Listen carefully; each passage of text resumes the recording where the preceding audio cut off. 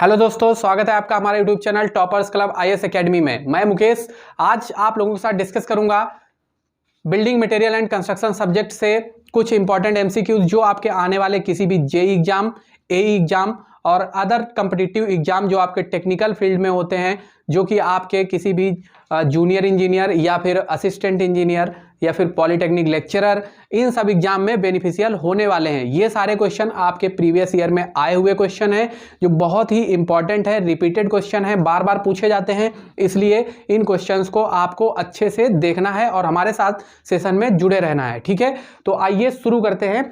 शुरू करने से पहले हम देख लेते हैं कि हमारा जो यहाँ पे ऑफलाइन बैच भी हैं वो हमारे स्टार्ट होने वाले हैं बहुत जल्दी, जो कि आपके सिविल, मैकेनिकल, इलेक्ट्रिकल और इलेक्ट्रॉनिक्स ब्रांच के लिए, जो कि आपके टॉपर्स क्लब आईएएस एकेडमी जो कि सिचुएटेड है सेक्टर 12 मुंशी पुलिया इंदिरा नगर लखनऊ में, यहाँ पे शुरू होने वाले हैं। तो आप वहाँ पे हमारा विजिट करके और हमारे ऑफलाइन क्लासेस भी ज्वाइन कर सकते हैं, ठीक है। तो यहाँ पे हम अब आइए शुरू करते हैं और अपना पहला क्वेश्चन देखते हैं। पहला क्वेश्चन आपकी स्क्रीन पे ये रहा। पहला क्वेश्चन है द रॉक्स हैविंग एल्यूमिना और clay as their major constituents are known as. कह रहा है कि वो रॉक जिनमें एल्यूमिना और क्ले आपके मेजर कंस्टिट्यूएंट्स होते हैं वो कौन सी रॉक होती हैं? तो इसका सही जवाब है आर्जिलिसियस रॉक्स। तो वे कौन सी रॉक्स होती हैं? वे आपकी आर्जिलिसियस रॉक्स होती हैं, ठीक है। अगर आपका जो एल्यूमिना यानी क्ले है वो मेन कंस्टिट्यूएंट्स है, आर्जिलिसियस रॉक्स में क्या होता है? एल्यूमिना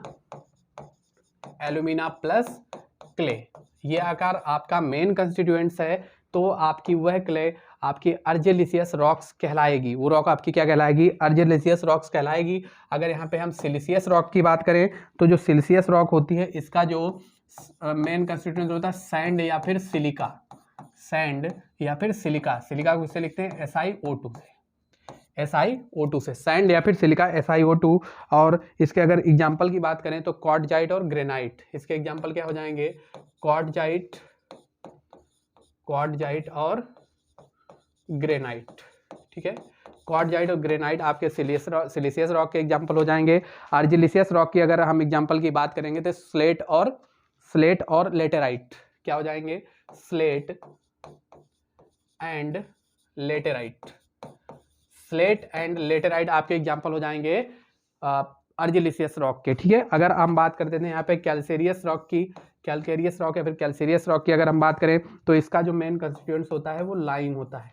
लाइम इसका मेन कंस्टिट्यूएंट्स होता है। अगर एग्जाम्पल की बात करें तो इसमें हो जाएंगे लाइमस्टोन और marble, limestone and marble, limestone, marble, या फिर आप कह सकते हैं डोलोमाइट, ठीक है। तो ये आपका हो गया कैल्केरियस रॉक के बारे में। यानी ऑप्शन इसका सही जवाब क्या हो जाएगा? इसका आर्जिलिसियस रॉक सही हो जाएगा। यानी वो रॉक जिनमें एल्यूमिना और क्ले मेजर कंस्टिट्यूएंट्स होते हैं, मुख्य परसेंटेज में होते हैं, तो वो आपकी रॉक आर्जिलिसियस रॉक कहलाती है। नेक्स्ट क्वेश्चन आपकी स्क्रीन पे ये रहा। Laterite is chemically classified as. Laterite को केमिकली कैसे क्लासीफाई किया जाता है? अभी हमने बताया कैसे किया जाता है, आर्जिलिसियस रॉक के रूप में किया जाता है। यानी जो लेटेराइट है वो आपका कैसा रॉक है? आर्जिलिसियस रॉक है, ठीक है। कैसा रॉक है? आर्जिलिसियस रॉक है, ठीक है। आर्जिलिसियस रॉक है। जो आपका लेटेराइट है वो आपका आर्जिलिसियस रॉक है। अगर मेटामॉर्फिक रॉक की बात करें तो ये आपका इग्नियस रॉक वगैरह से बनता है, ठीक है, इग्नियस से बनता है। और नेक्स्ट अगर हम क्वेश्चन की बात करें तो नेक्स्ट क्वेश्चन है आपका the compressive strength of sandstone. तो जो सैंडस्टोन है उसकी कंप्रेसिव स्ट्रेंथ कितनी होती है? तो जो सैंडस्टोन है उसकी कंप्रेसिव स्ट्रेंथ होती है 650 kg पर सेंटीमीटर स्क्वायर, ठीक है, 650 kg पर सेंटीमीटर स्क्वायर। और सैंडस्टोन कैसा है? सैंडस्टोन आपका सेडिमेंट्री रॉक है, सेडिमेंट्री रॉक है। अगर आपका सेडिमेंट्री रॉक होगा तो कैसा होगा? एंड हेंस ये क्या हो जाएगा? स्ट्रेटिफाइड हो जाएगा, स्ट्रेटिफाइड, ठीक है, स्ट्रेटिफाइड रॉक हो जाएगा। अगर वाटर एब्जॉर्प्शन की बात करेंगे इसके लिए तो वाटर एब्जॉर्प्शन जो है वो आपका होगा, वाटर एब्जॉर्प्शन 5 से 6% होगा इसमें। वाटर एब्जॉर्प्शन इसके लिए कितना होगा? 5 से 6% होगा। और अगर इसकी पोरोसिटी की बात करेंगे तो पोरोसिटी इसकी हो जाएगी 5 से 25% तक। अगर पोरोसिटी की बात करेंगे तो पोरोसिटी हो जाएगी 5 से 25% तक, ठीक है। तो ये हमारी बात किसकी हो रही है? हमारी बात हो रही है सैंडस्टोन की। किसकी? सैंडस्टोन की। यानी सैंडस्टोन कैसा है? सैंडस्टोन एक सेडिमेंट्री रॉक है जो कि स्ट्रेटिफाइड होता है। इसके लिए वाटर एब्जॉर्प्शन 5 से 6% होता है और पोरोसिटी इसकी 5 से 25% के बीच में होती है। कंप्रेसिव स्ट्रेंथ की अगर इसकी बात करेंगे, कंप्रेसिव स्ट्रेंथ, तो कंप्रेसिव स्ट्रेंथ जो होती है वो इसकी हो जाती है 650 kg पर सेंटीमीटर स्क्वायर। ठीक है, 650 kg पर सेंटीमीटर स्क्वायर कंप्रेसिव स्ट्रेंथ हो जाती है। ये बात हो गई हमारी सैंडस्टोन की। अगर हम बात करते हैं लाइमस्टोन की, कभी कभी आपसे एग्जाम में क्या पूछ लेगा, लाइमस्टोन के बारे में पूछ लेगा, पूछेगा बताइए कि लाइमस्टोन का जो कंप्रेसिव स्ट्रेंथ होता है वो कितना होता है। तो लाइमस्टोन की जो कंप्रेसिव स्ट्रेंथ होती है, लाइमस्टोन की जो कंप्रेसिव स्ट्रेंथ होती है वो कितनी होती है? वो आपकी होती है 550 kg पर सेंटीमीटर स्क्वायर, kg पर सेंटीमीटर स्क्वायर, 550 kg पर सेंटीमीटर स्क्वायर लाइमस्टोन के लिए होती है। इसके लिए जो आपका वाटर एब्जॉर्प्शन होता है वो 1 से 4% होता है। वाटर एब्जॉर्प्शन की अगर बात करें तो जो वाटर एब्जॉर्प्शन होता है फॉर लाइमस्टोन, वाटर एब्जॉर्प्शन वो होता है 1 से 4% तक। ठीक है, वाटर एब्जॉर्प्शन 1 से 4% तक होता है। और ये कैसी है? ये सेडिमेंट्री रॉक ये भी होती है, लेकिन ये कैल्सेरियस तरीके की होती है। ये सेडिमेंट्री रॉक होती है लेकिन कैल्सेरियस नेचर की होती है। नेक्स्ट क्वेश्चन आपके स्क्रीन पे ये रहा, Smith test is perform to determine, कह रहा है जो स्मिथ टेस्ट है वो क्यों किया जाता है। तो स्मिथ टेस्ट जो है आपका वो ड्यूरेबिलिटी चेक करने के लिए किया जाता है, क्रशिंग स्ट्रेंथ के लिए, वियर के लिए या फिर सॉल्युबल मिनरल के लिए। तो आपको पता है कि जो स्मिथ टेस्ट है वो आपका सॉल्युबल मिनरल को चेक करने के लिए किया जाता है। यानी इसका ऑप्शन डी सही हो जाएगा, सॉल्युबल मिनरल के लिए। यानी जो भी आपका क्या है स्टोन है उन पे स्मिथ टेस्ट इसलिए किया जाता है ताकि आपके स्टोन के अंदर जो भी आपका मडी कंटेंट है, जो क्या है मडी कंटेंट है, उसको पता किया जा सके। ठीक है, और इसको करते कैसे हैं? हम डिस्टिल्ड वाटर लेते हैं एक ग्लास में, डिस्टिल्ड वाटर लेते हैं एक ग्लास में और उसमें हम 24 घंटे के लिए जो आपका स्टोन होता है उसको रख देते हैं। उसके बाद में जो भी उसमें मडी कंटेंट होता है वो अलग हो जाता है, उसको हम देख लेते हैं कितना है। ठीक है, तो ये स्मिथ टेस्ट किसके लिए किया जाता है? सॉल्युबल मिनरल को प्राप्त करने के लिए किया जाता है। नेक्स्ट क्वेश्चन आपकी स्क्रीन पे, the water absorption of a good building stone by weight after 24 hours immersion in water is not more than, कह रहा 24 घंटे के लिए हम किसी भी स्टोन को अगर वाटर में इमर्ज कर दें तो जो वाटर कंटेंट है वो कितने परसेंट उसके वेट का से ज़्यादा नहीं होना चाहिए। तो एक अच्छे बिल्डिंग स्टोन के लिए ये 5% से ज़्यादा नहीं होना चाहिए। For a good building stone, एक अच्छे बिल्डिंग स्टोन के लिए 5% से अधिक ये नहीं होना चाहिए, 5% से अधिक नहीं होना चाहिए। ठीक है, तो यानी ऑप्शन ए इसका क्या हो जाएगा? सही जवाब हो जाएगा। और ये अगर वाटर एब्जॉर्प्शन की बात करें तो ये क्या होता है? ये वाटर एब्जॉर्प्शन डिपेंड किस पे करता है? तो वाटर पर एब्जॉर्प्शन जो है इट डिपेंड्स ऑन पोरोसिटी। किस पे डिपेंड करता है? पोरोसिटी पे डिपेंड करता है। ठीक है, पोरोसिटी पे डिपेंड करता है। यानी जो वाटर एब्जॉर्प्शन है वो किसी भी स्टोन का वो उसकी पोरोसिटी पे डिपेंड करता है। नेक्स्ट क्वेश्चन आपकी स्क्रीन पे ये रहा, the maximum allowable Los Angeles abrasion value for high quality surface course, कह रहा हाई क्वालिटी सरफेस कोर्स के लिए लॉस एंजलिस अब्रेशन वैल्यू जो होती है वो कितनी होती है? तो ये 30% होती है। कितनी होती है? 30% होती है। अगर हम WBM बेस कोर्स के लिए बात करें, ये किसके लिए हो गई? ये हो गई आपकी हाई क्वालिटी सरफेस के लिए। हाई क्वालिटी सरफेस के लिए 30% होती है। WBM बेस कोर्स के लिए अगर बात करें तो ये 40% होती है। WBM बेस कोर्स के लिए ये 40% होती है। और अगर बिटुमिनस कंक्रीट के लिए बात करें तो ये 35% होती है। कितनी होती है बिटुमिनस कंक्रीट के लिए? ये बिटुमिनस कंक्रीट के लिए ये 35% तक होती है। ठीक है, ये आपको याद रखना है। नेक्स्ट क्वेश्चन आपके स्क्रीन पे रहा, the Mohs scale is use for stone to determine, जो मोर्स स्केल है वो किस चीज को डिटरमाइन करने के लिए, किस चीज को फाइंड करने के लिए यूज की जाती है? तो आपको पता होना चाहिए ये हार्डनेस को फाइंड करने के लिए, हार्डनेस को डिटरमाइन करने के लिए की जाती है। और जो जर्मन साइंटिस्ट थे या जर्मन मिनरोलॉजिस्ट थे उनका नाम था फ्रेडरिच मोस। क्या नाम था? फ्रेडरिच मोस। उन्होंने इस स्केल के बारे में बताया था, और जो कि एक जर्मन साइंटिस्ट थे, उन्होंने बताया था कि जो अलग अलग तरीके के आपके मिनरल्स होते हैं उनके लिए जो हार्डनेस की वैल्यू होती है, hardness basically resistance to scratching and abrasion होता है। क्या होता है? Resistance to scratching and abrasion, यानी हमारा कोई भी पार्टिकल या कोई भी हमारा सॉलिड कितना हार्ड है उस पर हम कैसे पता करेंगे? उस पर हम खुरचेंगे, अगर आसानी से अगर वो खुरच जाता है, उस पर निशान बन जाता है, तो वो हार्ड नहीं है। तो इसी प्रॉपर्टी को शो करने के लिए हम यूज करते हैं मोस स्केल का, और मोस स्केल की जो वैल्यू होती है वो आपकी 1 से लेकर 10 तक होती है।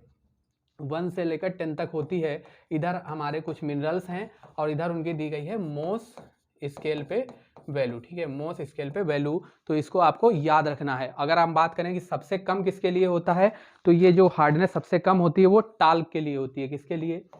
टाल्क के लिए, ठीक है। टाल्क जो आपका होता है, टाल्क जो होता है उसके लिए ये जो मोस स्केल की वैल्यू है वो सबसे कम होती है, यानी इसके लिए कितनी होती है? 1 होती है, ठीक है। अगर डायमंड की बात करें, डायमंड की, तो डायमंड के लिए ये सबसे अधिक होती है। डायमंड के लिए सबसे अधिक यानी 10 होती है। अगर आपसे कोई पूछता है कि सबसे हार्ड मटेरियल कौन सा है, तो आप क्या बता देंगे? डायमंड बता देंगे। और सबसे अगर सॉफ्ट पूछता है तो आप क्या बता देंगे? टाल्क बता देंगे, TLC, टाल्क, ठीक है, टाल्क बता देंगे। अगर जिप्सम के लिए पूछता है 2 होती है। जिप्सम के लिए कितनी होती है?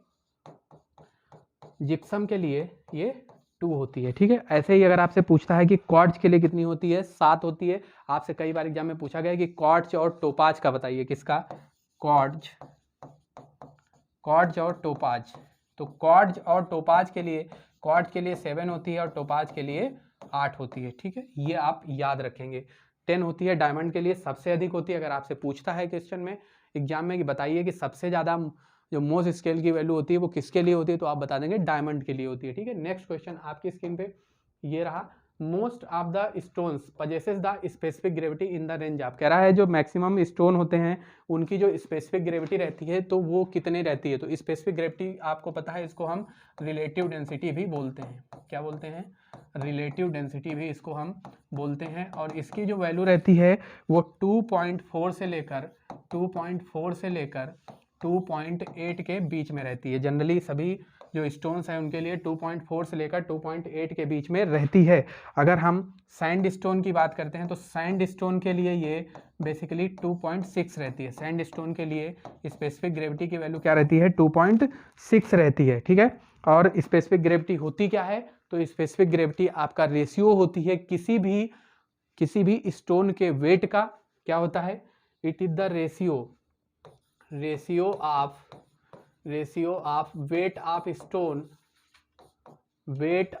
Stone in air to the weight of equal volume of water, ठीक है, इक्वल वॉल्यूम ऑफ वाटर। ये आपका क्या कहलाएगा? ये आपका स्पेसिफिक ग्रेविटी कहलाएगा। और स्पेसिफिक ग्रेविटी की जो जनरल वैल्यू होती है वो 2.4 से लेकर 2.8 के बीच में वेरी करती है, ठीक है। नेक्स्ट क्वेश्चन देखते हैं। अगला क्वेश्चन ये है, in a core drilled for 100 metre. एक कोर ड्रिल किया गया 100 मीटर के लिए, उसके लिए बताया कि फॉलोइंग फ्रेगमेंट्स वर ऑब्टेंड। जो पैरामीटर्स या फ्रेगमेंट्स ऑब्टेंड हुए वो इस प्रकार थे: 24 सेंटीमीटर, 12 सेंटीमीटर, 11, 9, 22, 8 और 12। और जो लूज रॉक, उसके बाद में क्या मिला? सारा लूज रॉक मिला। तो पूछ रहा है आरक्यूडी, जो आरक्यूडी है वो रॉक के लिए कितना होगा? आरक्यूडी को हम बोलते हैं रॉक क्वालिटी डिजिग्नेशन। क्या बोलते हैं? रॉक क्वालिटी डिजिग्नेशन, ठीक है, डिजिग्नेशन RQD, इसको बोलते हैं RQD। तो जो RQD की वैल्यू होती है वो क्या होती है? वो आपको पता होना चाहिए कि जो RQD इक्वल टू होता है वो होता है summation length of core in pores greater than 12 centimetre. यानी 12 सेंटीमीटर से ज़्यादा जो भी आपका फ्रेगमेंट्स मिला है उसकी लेंथ, उसको ऐड कर देंगे अपान में टोटल कोर रन लेंथ। अपान में हो जाएगा टोटल कोर रन लेंथ, ठीक है। अपान में टोटल कोर लेंथ, और इसको मल्टीप्लाई कर देंगे 100 से, क्योंकि ये परसेंटेज में निकल के आएगा। तो आपको पता है कि 12 सेंटीमीटर से ज़्यादा जो फ्रेगमेंट्स हैं वो कौन कौन से हैं? तो वो 24 है, प्लस और क्या है? 12 है। 12 को भी रखेंगे, 24 है, 12 है, ठीक है।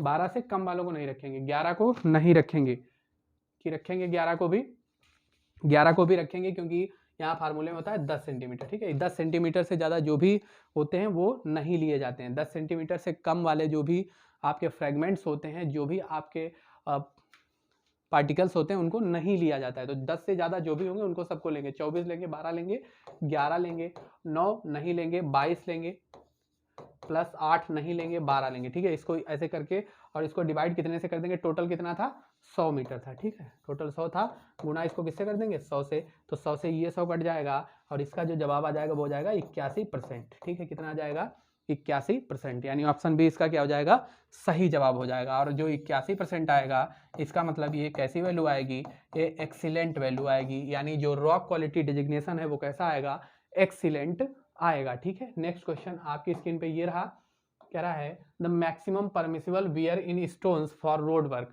कह रहा है मैक्सिमम परमिसिबल जो वियर होता है स्टोन्स के लिए रोड वर्क में, यानी जो आप रोड्स बनाते हैं, हाईवे बनाते हैं, उनके लिए जो मैक्सिमम परमिसिबल वियर होता है वो कितने % लिया जाता है, ये आपको बताना है। तो ऑप्शन है आपके पास 4%, 2%, 1% और 3%। इसको आप कमेंट बॉक्स में बताइए और इसका आंसर आप कमेंट में बताइए हमें। और अगर आपको कुछ भी इस वीडियो में ऐसा हो जो समझ में ना आया हो तो आप हमें अपनी राय जरूर दें। वीडियो को लाइक करें, चैनल को सब्सक्राइब करें और वीडियो को अपने दोस्तों के साथ शेयर भी करें। धन्यवाद, जय हिंद। मिलते हैं अगले वीडियो में, तब तक के लिए नमस्कार।